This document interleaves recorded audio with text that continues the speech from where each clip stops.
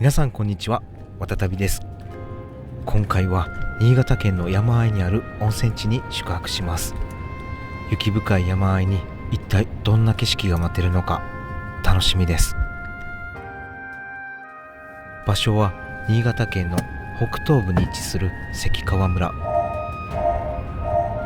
釣り場所を渡らないと行くことのできない陸の孤島のような温泉郷、高野巣温泉を目指します。道中の観光地を巡りながら向かいます。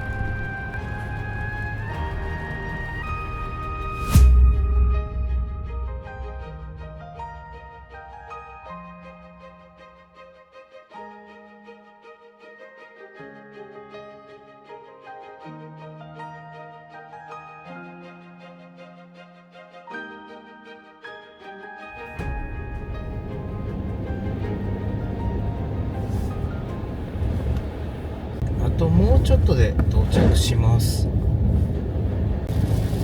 雨が降ってきましたね。こちらを左です。よいしょ。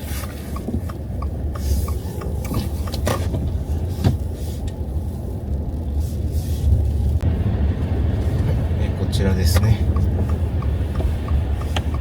こちらが駐車場です。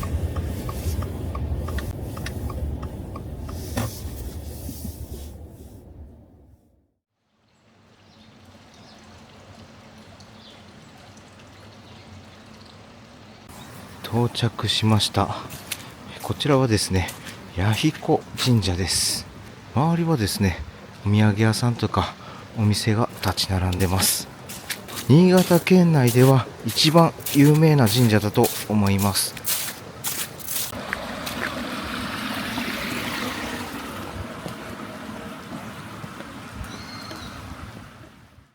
はい、こちらが弥彦神社の参道の入り口になります。弥彦神社はですね、新潟県を代表する由緒ある神社です。地元では親しみを込めて親彦様とも呼ばれているそうです。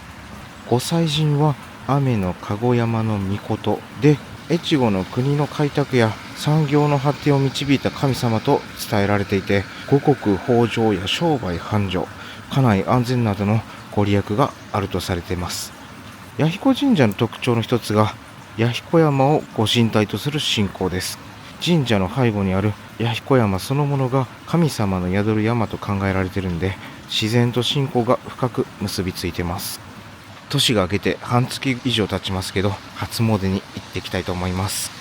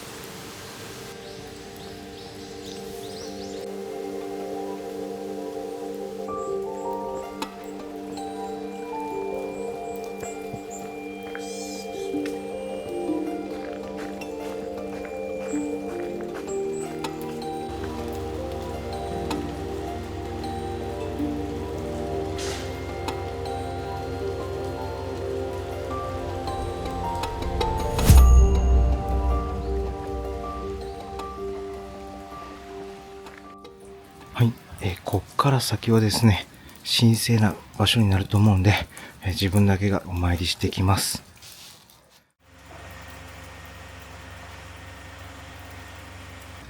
お参りしてきました。有名な神社だけあって、すごく風格がある神社でした。周りにはですね、全く雪がないんですけど、不思議とこの本殿の前はですね、かなり雪が積もっていました。はい、参拝してきたんですけど、ものすごく晴れてきました。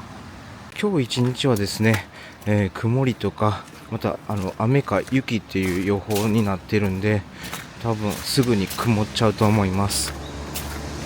こちらはですね、玉うさぎって読むのかわかんないですけど、名物みたいです。で、あとね、こんにゃくとかおでんとか温かいものがいただけます。それではね、この近くに魚市場があるんで、そちらの方に向かいたいと思います。ですね、バスっていうのかな、ちっちゃいミニバスみたいなのが走ってたんですけど、自動運転って書いてあって、運転席見たら本当に運転手がいませんでした。はい、もうちょっとで到着します。もうこれあと道なりですね。うわ、何年ぶりやろここに来るの。やってるいいね、やっぱこういうとこ。ここね、駐車場。はい、到着しました。こちらは寺泊魚の市場通りという場所で、通りにはですね、新鮮な魚やカニなどを販売する店がたくさん並んでて、魚のアメ横とも呼ばれています。その場で焼いて食べられる浜焼きとか海鮮丼、定食など海の幸を楽しめる場所で、新潟らしさを強く実感できます。で、この辺りはですね、全然雪がないんですけど、今から、どんどん山奥に向かうんで、おそらく雪道になってくると思います。なので今回はスバルさんからお借りしているこちらのフォレスターの最上位ハイブリッドモデルプレミアム S ヘブ EX に乗って目的地を目指します。新潟の山は雪深い場所が多いと思うんですが、こちらの車両は雪道にも強いということで、走行性能を実際に体感してみたいと思います。見た目はですね、こんな感じですごくかっこいいですね。 SUV らしい力強さがあるんですけど、ごつすぎず上質で大人っぽい印象です。こちらはスタッドレスタイヤに履き替えてます。エンジンとモーターを状況に応じて最適に使い分けることで、日常の街乗りから高速走行まで燃費、静粛性、動力性能を両立した走りが特徴です。で、車内の方がですね、シートや内装の素材に上質感があって、さすが上位グレードです。で、こちらのシートにはですね、ヒーターがあって、あとこちらハンドルにもですね、ステアリングヒーターがついてます。最近寒い地域に行くことが多いんで、このヒーターのありがたみを本当に実感します。こちらのディスプレイは 11.6 インチもあってかなり大きいです。こちらはですね、ナビはもちろんエアコン、ラジオ、音楽、スマホアプリなどもここで操作できます。こちらにはね、タイプ C とか、USB が使える、差し込み口があって、後部座席にもついてて、全席でデバイスを充電できるのもすごく便利です。こちらなんですけど、ここにね、スマホを置くだけでワイヤレス充電してくれます。充電できました。これはすごい。自分が時代遅れだったらすいません。こちらはですね、X モードを採用していて、路面状況に応じて雪道や悪路でのスムーズな走りをサポートしてくれます。以前はね、このノブ、この辺りについてたと思うんですけど、今はね、このモニターの画面でね、操作するみたいですね。これですね。はい。液晶モニター上で、この X モードの切り替えができます。今の車はね、こういう装備があるのかちょっとわからないんですけど、シートの位置とか、あとミラーの位置をね、記憶してくれます。これはすごいですね。で、こちらはオプションになるんですけど、サンルーフがついてるんでね、光を取り込むこともできます。後部座席をですね、はい、こんな感じですね。こう座ってみても足元に余裕があって、大人が座っても窮屈さは感じません。座面の高さもちょうどよくて、長時間でも楽に過ごせそうです。後部座席もですね、このシートヒーターがついてますね。あと、こちらでデバイスを充電することができます。ちょっと荷物いっぱい載せちゃってるんですけど、はい、こんだけね、荷物を積んでてもまだ余裕があります。リュックにで旅行用のめちゃくちゃ大きいカバンが奥に2つで、こちら、ポータブルバッテリーでパソコンに長靴に雪用のグッズで、三脚とかいろいろ積んでるんですけど、まだ乗せれそうです。日常使いはもちろんレジャーでも困ることはなさそうです。これ一番びっくりしたのがこちらですね。こちらはオプションになるんですけど、コンセントの差し込み口があります。で、ここから電源を取ることができて、最大 1500W まで使用可能です。1500W あれば大体の家電は使用できます。もしかしたら電子レンジも使えるかもしれませんね。アウトドアはもちろん災害時にも電気が使えるので、使い方の可能性が大きく広がります。ということでね、もういい時間になってどこのお店も開店し始めましたんで、ちょっとこちらでねご飯を食べてから、新潟県の山奥へと向かいたいと思います。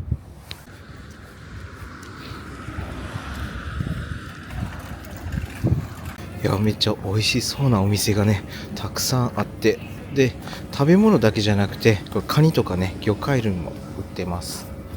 お土産屋さんもあります。カニのいい匂いがめっちゃしてます。いくら丼、いや、どこで食べようか迷いますね。こちらのお店でちょっと何かいただきたいと思います。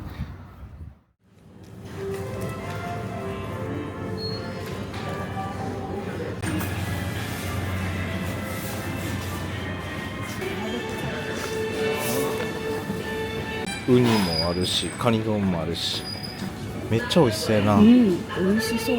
美味しそうなんがねたくさん売ってて、お寿司買ったんでこちらの店内でいただきます。おー、タコの唐揚げも買いました。出来たてなんでねいただきます。美味しい。すごい歯ごたえ、タコの旨味がすごい。さあまずはね中トロから。ネタでかすごくね脂も乗っててめちゃくちゃ美味しいです。シャリ2個分ぐらいのネタの大きさがあります。もう目の前が厨房になってて、で今作ってすぐ出てきたやつを買ったんで、本当にねもう新鮮で美味しいです。よ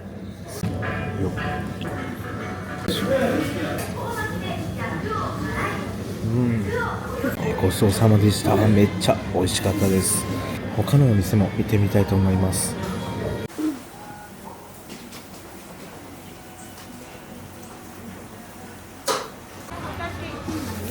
はい、ホタテ一つ。牡蠣とかはね、こう生で食べるのはよく見ますけど、ホタテってなんか初めて見ました。はい。美味しいよ。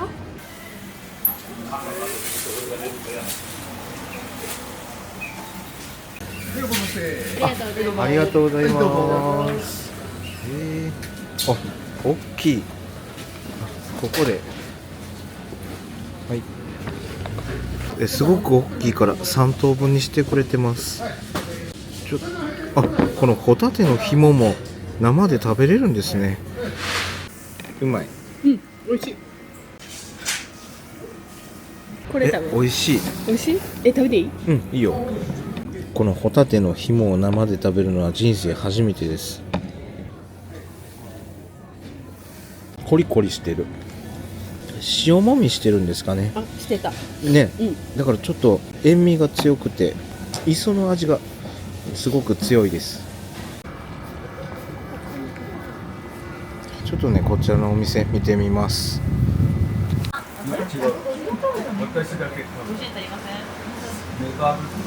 こちらのお店の横で食べれるみたいなんで、こちらでいただきます。寒い。カニ汁買いました。すごく寒いんでこれで温まります。これねカニが入ってるのに150円でした。あとねこちらイカ焼きも買いました。いただきます。めっちゃ寒い意外と柔らかい。なんで香ばしくてめちゃくちゃ美味しいです。普通に大きなカニの足というか付け根が入ってます。わあ、カニのいだしがめっちゃ出てます。いや、これは温まりますね。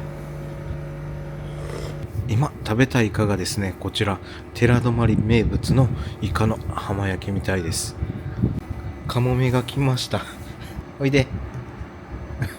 来おへんのかい。めっちゃ大きいバナナのオブジェがあります。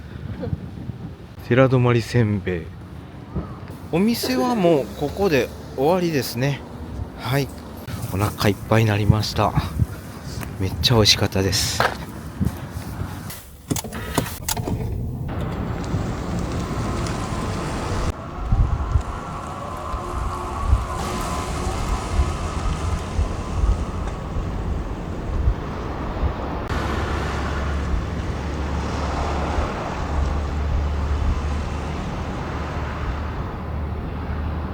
東京からね、この新潟まで走ってきたんですけど、やっぱりね、加速が滑らかで、何よりもね、ハイブリッドなんで音が静かですね。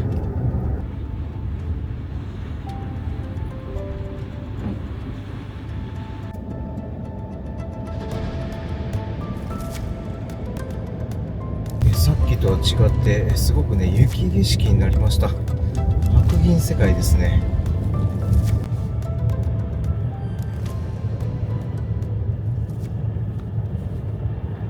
結構地面も雪が積もってるんですけど、今のとこ滑ったりとかそういうのはないです。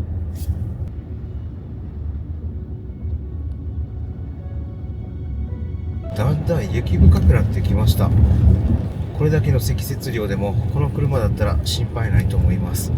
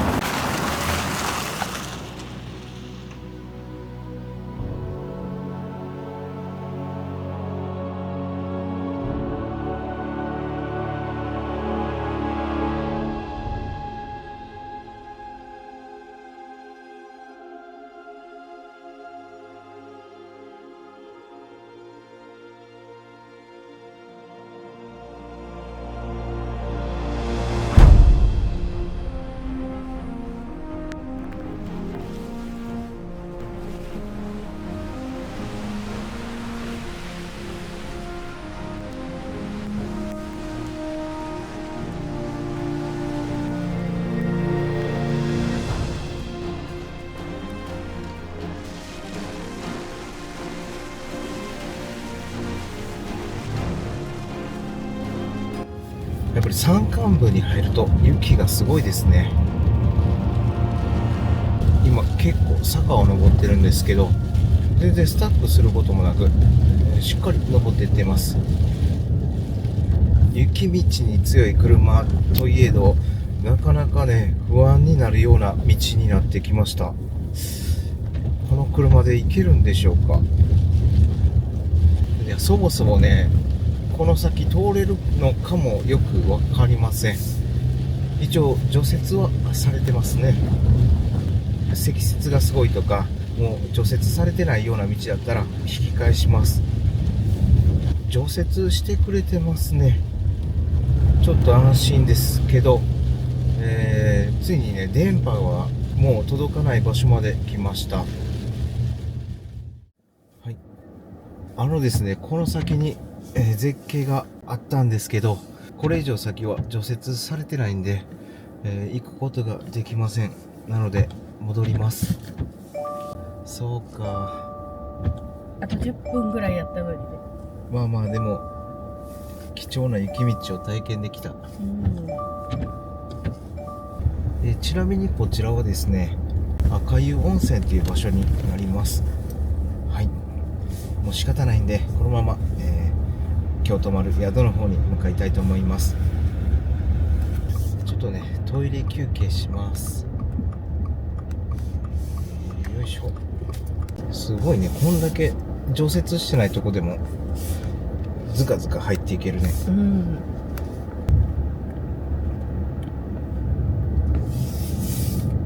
よし。はい、せっかくね、こちらで電源が使えるみたいなんで、ちょっとあったかいコーヒー飲みます。こちらのね、小さい湯沸かし器を持ってきたんで、温めたいと思います。こちらのコンセントはオプションになります。よいしょ。運転席側にある AC というボタンを押して、この緑が点灯したらね、電源が使えるみたいです。これで、いけますね。一応100度で設定して、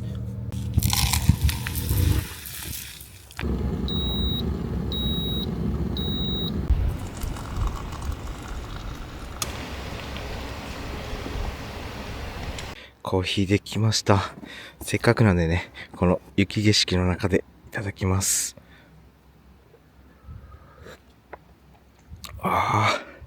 温まります。もう目の前は川ですね。はい。こんな感じの白銀世界です。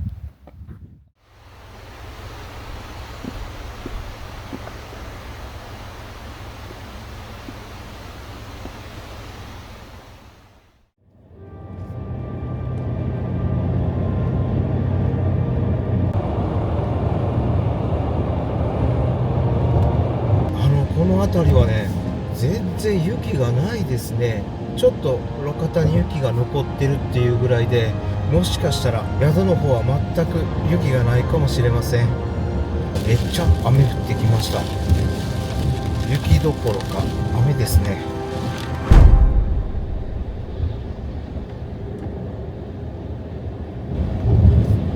はい、関川村に入りました。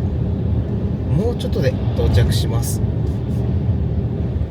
だんだんとね、雪が多くなってきました。もしかしたら宿の方もね、結構積もってるかもしれません。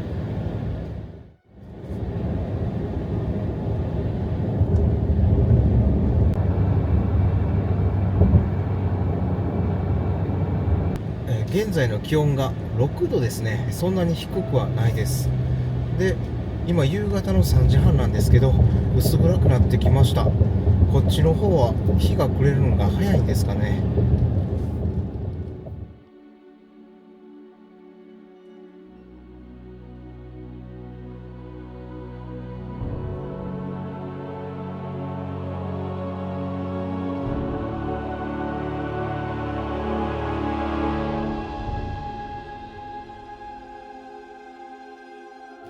ちょっと道を間違えて U ターンしてきました。この辺りを右ですね。ただ雨風がめっちゃ強くなってきました。宿の方はあの赤い看板を右に曲がるようです。こちらですね。このまままっすぐ行くと、駐車場があるみたいです。地面はかなりシャーベット状なんですけど、車のタイヤもね滑ることなく、問題なくね、走れてます。はい、もうちょっとで到着します。雨がすごい。ち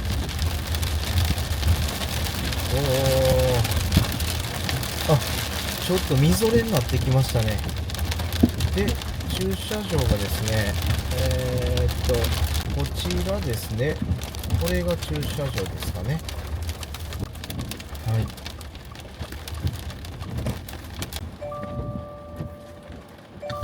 よし、到着しました。この駐車場のすぐ目の前がですね、吊り橋になってます。で、こちらは展望台でしょうか。とにかくね、雨と風がすごく強くなってきました。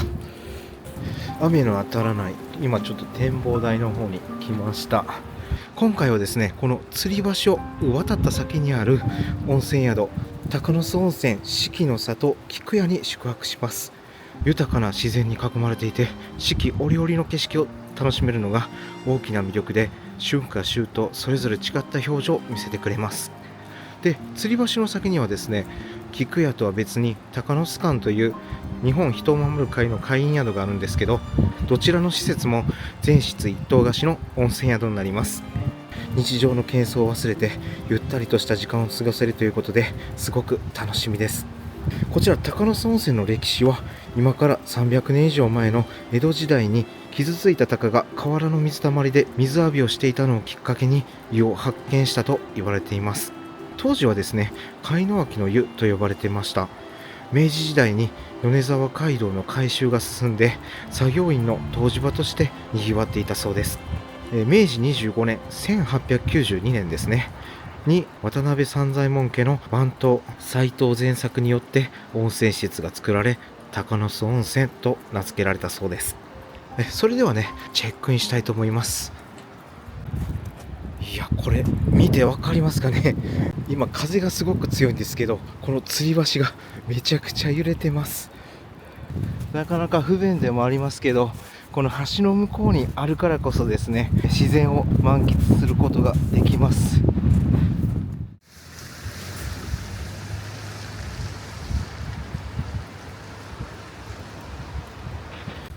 こちらですね、走ったり橋を揺すらないでください、50人以下で渡ってくださいと書いてあります。ここ車で来れるの？なんか車が来そうな予感です。はい、それでは渡ります。周りの景色は、こんな感じですごく大自然ですね。うわー、この吊り橋を渡った先にですね、こんな感じで宿が密集してて、外から見るとね、ちょっとね、なんか別世界のように感じるような場所です。で、橋がむちゃくちゃ揺れるね。はい、でこちらはですね、荒川というね、川になります。はい、うわー、すごいな。いや、本当にね、絶景ですね。特に紅葉が綺麗そうですね。はい、想像以上に揺れます。でまず最初に見える宿がですね、こちら鷹の巣館ですね。菊屋はですね、こちらの鷹の巣館よりさらにね、向こう側になります。これをまっすぐ行くと鷹の巣館ですね。で、菊屋がこちらです。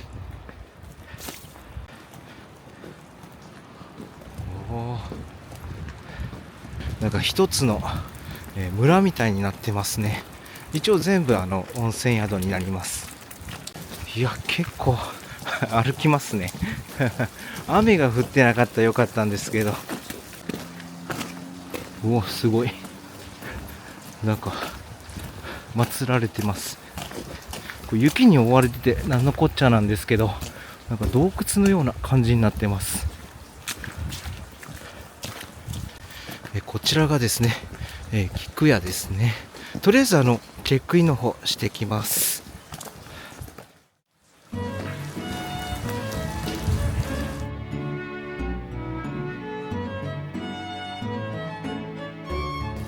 受付してきました。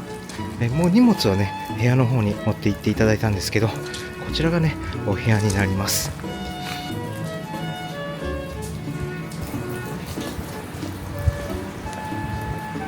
いや、すごくね、おしゃれというか、なんか趣を感じます。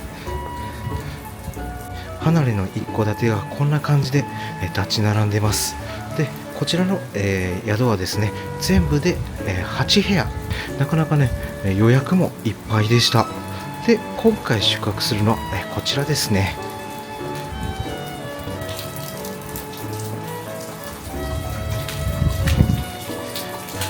奥にもね、お部屋があるんですけど、この手前のこちら、金蘭荘というお部屋に宿泊します。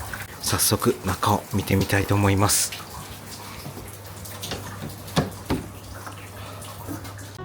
玄関はすごくね、広々とした空間となっています。で外履き用にですね、靴を用意してくれています。はい。ですぐ左手が、お部屋になります。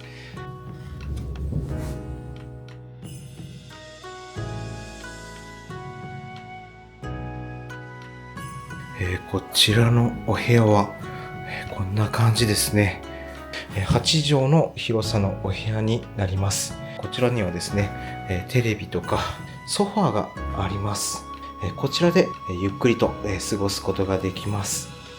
すぐ正面に扉があるんですけど、これですね。テレビのすぐ横に扉があったんですけど、こちら流し台になっていました。面白い作りですね。はい。で、すぐこちらにもですね、扉があるんですけど、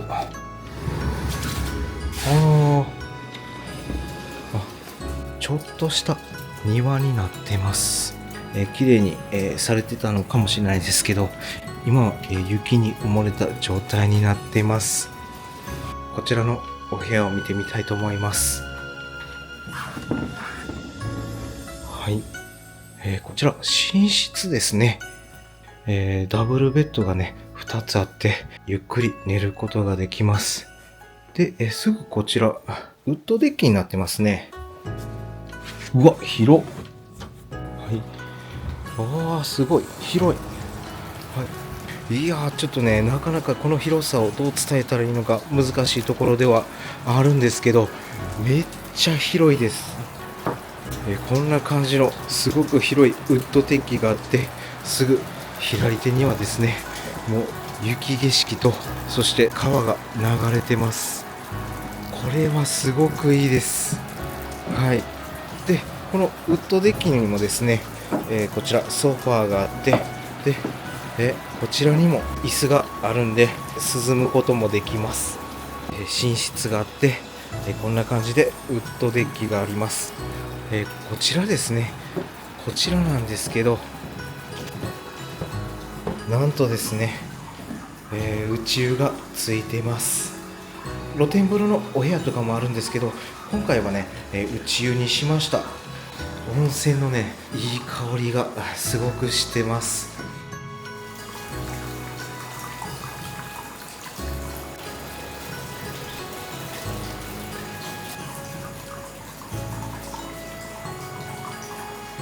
扉を開けるとですね、半露天風呂になるんですかね。ちょっと開けてみます。こんな感じで湯に浸かりながら外のね、景色を眺めることができます。で、こちら寝室の反対側がですね、正面がトイレですね。すごく広いトイレです。トイレの右側がですね、ダイニングルームっていうんですかね。はい。この部屋で、食事をとるみたいです。外に出て、食事会場に行かなくても、この個室で食べることができるのはすごくいいですね。膝掛けも、置いてくれています。で、こちらが、冷蔵庫ですね。あと、コップ類があります。冷蔵庫の中はですね、お水がありますね。で、こちらの扉の向こうは洗面所になっています。アメニティがですね、たくさん置いてますね。しかもここ床暖房入ってますね。すごくあったかいです。で、こちらにはですね、タオルが置いてあります。菊屋の印字が入ったタオルになってます。お土産になりますね。男性用と女性用のメイク落としとかローションとかですね、置いてあります。こちら右側にはですね、ダイソンのドライヤーが置いてあります。おー、すごいおしゃれですね。こんな感じのドライヤーです。この洗面所の向こうがですね、さっきの露天風呂につながるんですけど、はい、まずこちらにですね、シャワールームがあります。はい。で、右手がですね、内湯ですね。はい。じゃあね、暗くなる前に入りたいと思います。いい匂い。はい。それではね、入ります。めっちゃ暑い。結構暑いですね。源泉がね、53度だったかなぐらいとおっしゃってたんで、ちょっとね、加水します。それは50何度もあったら入れないですよね。ちょうどいい湯加減になったんで、めち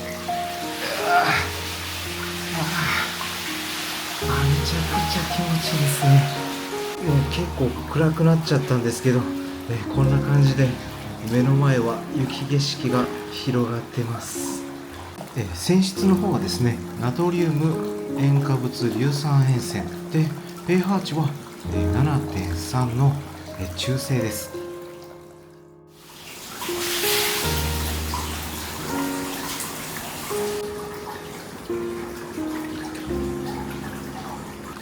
ですね、今衝撃的な事実がね発覚しました。衝撃的というか、もうショックですね。ちゃんと撮れてるかカメラをですね今確認したんですけど、自分の頭がハゲてました。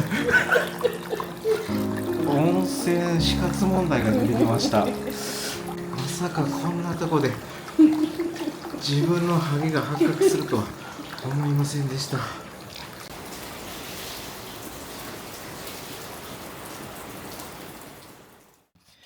子うさぎサブレっていうね、サブレが置いてあります。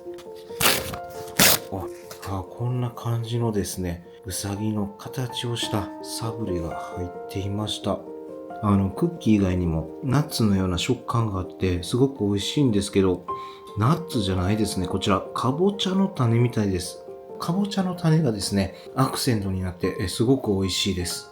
こちらにはですねタブレットがあるんですけど、こちらのタブレットを使用して飲み物とかね、こういうステーキとかしゃぶしゃぶとか追加で、注文できるみたいです。こちらのお部屋はこんな感じなんですけど、他のお部屋もねすごく広くて10畳の和室があって、でプラス6畳の和室でダイニングにウッドデッキで、さらに露天風呂が2つあって宇宙が1つの合計3つの温泉がついてるお部屋もあるんですけど、すごく安い値段で泊まります。お値段の方はねまたチェックアウトの時にご紹介したいと思います。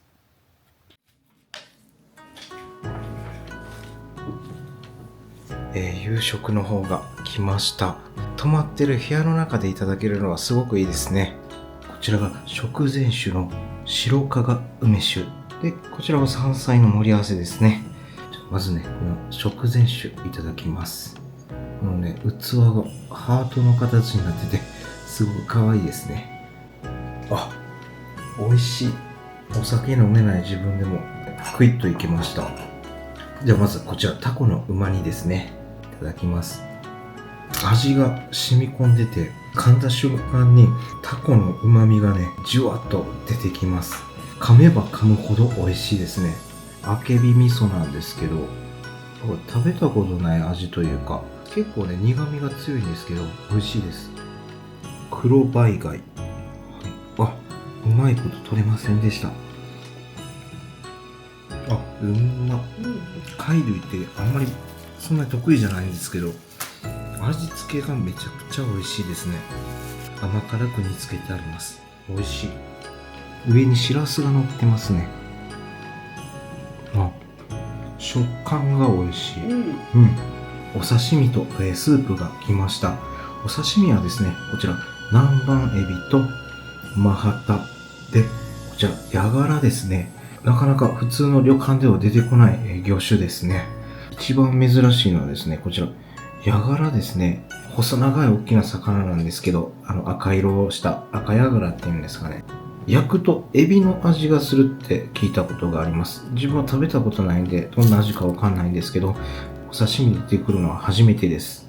まずこちらスープからいただきます。こちらはですね紅菊芋のスープです。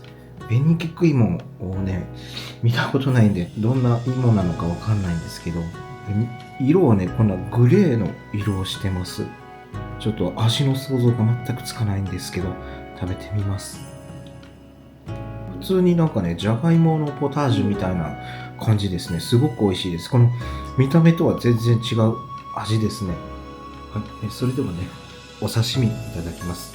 こちら刺身醤油で、白ポン酢、こちらちょっと聞き取れなかったんで何かわかんないんですけど、エビからいただきます。醤油でいただきます。そう、エビ美味しかった。トロトロなんやけどすごく弾力もあってめっちゃ美味しいです。でこちらマハタですね。どっかでもマハタが出た記憶があるんですけど、どの旅館で出たかちょっと覚えてません。すごくねマハタも淡白な感じなんですけど、弾力がすごくしっかりしてて美味しいです。で、こちら気になるヤガラですね、ヤガラ。これは初めて食べます。全然ね、癖はなくて、ザラッとした食感。マグロみたいな食感がありますね。この特有の味はね、全然しないんで、本当にね、醤油の味しかしないです。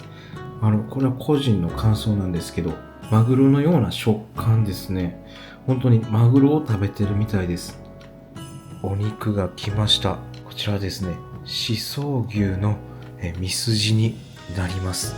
ミスジのサシの入り方、本当に美しいですね。こちらのお肉はランプですね。こんな感じです。ランプとさ、ミスジさ、半分交換せえへん。なんでやねん。ちょっと美味しそうって。こっちの方がうまそう。そうなんかね。好きな鳥よ。部屋の中で焼いてるんで、お肉のいい匂いで充満してます。すごいな、油。すごいね、うん油は。で、お肉はね、こちらの味噌とお塩でいただきます。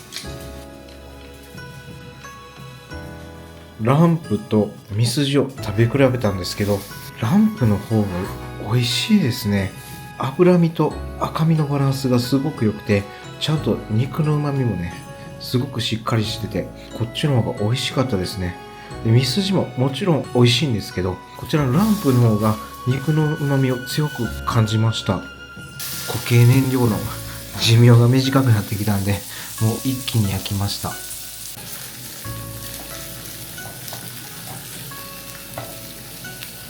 ご飯と、お味噌汁が来ました。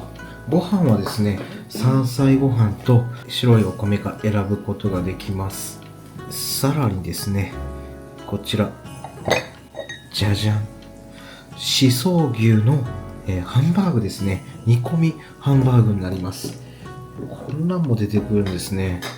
自家製ごま豆腐が来ました。すごく手ごね感があって、美味しそうに見えます。まあ美味しいんでしょうけど。あ、美味しい。そんなにね、肉々しい感じはないですね。100% 牛とかそういうのじゃなくて、柔らかくてですね、子供が好きそうな味ですね。お漬物も来ました。で、こちらもですね、はい。フロントに電話すると、こちらお米もね、おかわりすることができます。せっかくね、お肉とかハンバーグとかあって、ご飯もおかわりできるんですけど、結構量が多くてですね、お腹いっぱいになってきました。こちら最後、デザートが来ました。こちら右側がですね、フキノトウのフィナンシェです。フキノトウっていうチョイスを初めてですね。で、こちら、豊坂産のヘイワードですね。キウイですね。と、こちら、白玉ぜんざいです。まだほんのりあったかいです。ごちそうさまでした。ごちそうさまでした。体もちょっと冷えてきたんで、内湯の方に入りたいと思います。せっかく雪が積もってるんで、こんなアイテム買ってきました。これでね、ちょっと雪遊びをしたいと思います。わあ、大雨ですね。雪も溶けてなくなってきてます。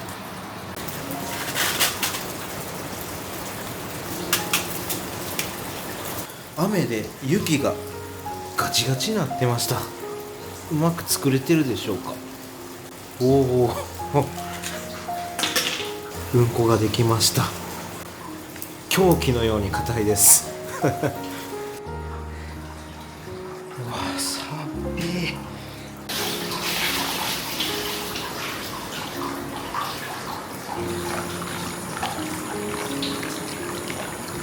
寒い中入る温泉は格別ですね。一生懸命作ったうんこなんですけど、もうだいぶ溶けてきました。雪だるまを作って次の日溶けてる時と同じぐらいの儚さがあります。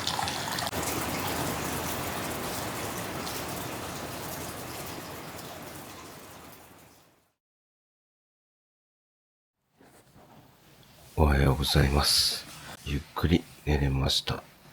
で、外はちょっと明るくなってきてますね。うわ、寝る時までずっと雨が降ってたんですけど、今雪が降ってますね。で、うわ、寒っ。うわ、真っ白の世界になってます。30センチぐらい積もってます。うわ、寒っ。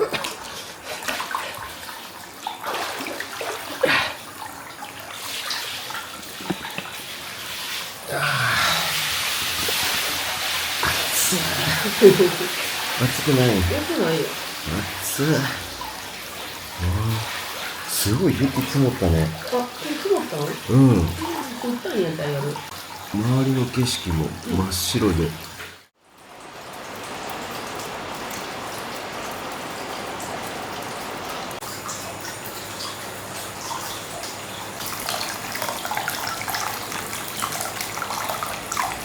露天風呂にしたらよかったなっていう後悔もちょっとあります。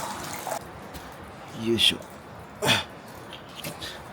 ちょっとね、裸で何してるんやっていう感じなんですけど、あまりにも雪がね、ふかふかになってたんで、うんちくん作ります。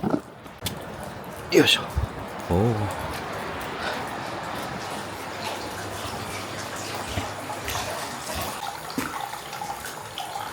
おお。やっぱ雪が柔らかいんで、すごく綺麗なうんちができました。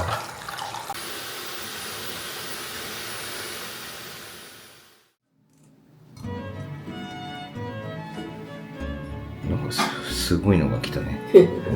朝食はこんな感じです。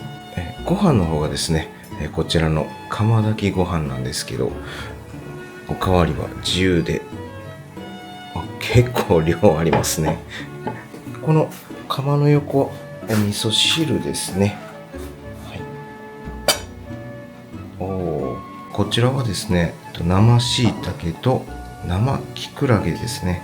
カネボウ金賞穂滝による栽培方法で、県内一の生産地で採れた生椎茸と生キクラゲです。温泉卵かだし巻き卵か目玉焼きか選べます。で、自分はこちらのだし巻き卵にしました。で、こちらの卵はですね、下沢養鶏関川農場というところで採れた卵になります。で、こちらにはね、自然薯とか、あとお漬物、女川ハム工房っていうね、この辺りの工場で作られたハムなんですかね。はい。飲み物はヨーグルトかオレンジジュースか牛乳か選ぶことができます。いただきます。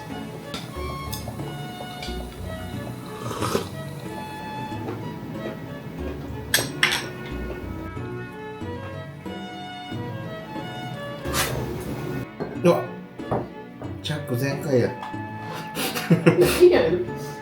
はい、こちらデザートですね。村上富士見園っていうんですかねの、ほうじ茶を使った、ムースですね。このクッキーがですね、フキノトウのクッキーみたいです。あ、美味しい。なんやろ。美味しいね。うん。ごちそうさまでした。ごちそうさまでした。朝ごはんもすごく美味しかったです。で、こちらの、夕食も朝食もですね、地元の食材を大切に使われていることが伝わるお料理で、一品一品に季節感というものはなかったんですけど、印象に残りました。素材の味を生かした味付けで、土地の魅力を食を通して感じることができました。で、もうそろそろチェックアウトするんですけど、気になるこちらのお値段の方がですね、宍粟牛を楽しめるプレミアムビーフプランっていうプランになります。こちらのプランで大人2名1泊2食付きで85,800円でした。少しね、お高いんですけど、通常のスタンダードのプランだと61,600円で、泊まることができます。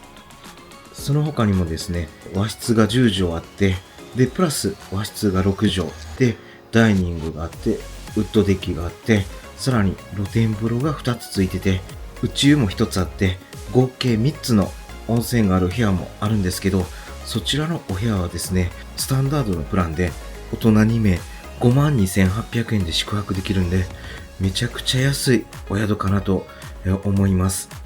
こちらの宇宙がすごくね、良さそうに見えたんで、今回はこちらのお部屋にしたんですけど、こんだけ雪降るんだったら露天風呂にした方が良かったなとちょっと後悔しました。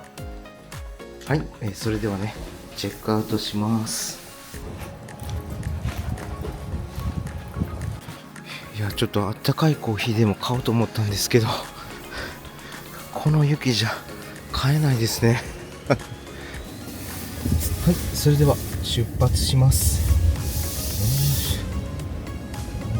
今回はスバルフォレスターの最上位ハイブリッドモデルプレミアム S-HEV EX で雪道を走ってきました。まず感じたのは雪道での安心感が本当に高いです。発進や加速の時もスバル独自の四輪駆動がしっかり効いてて、滑りそうな場面でも車が前に出てくれます。特に良かったのがハイブリッドのモータートルクです。雪道でもアクセル操作がすごく穏やかで、じわっと進む感じが安心です。これほどの雪道でも X モードを使う場面はありませんでした。フォレスターは視界がいいんで余裕を持って運転できます。走行中はハイブリッドらしく静かで、雪の上でもガタつきが少なくて、長時間走ってても疲れにくい印象でした。雪道に強くて安心して任せられる一台です。雪国の人や冬に遠出する人にはかなりおすすめできる車だと思います。ぜひ皆さんも試乗して体感してみてください。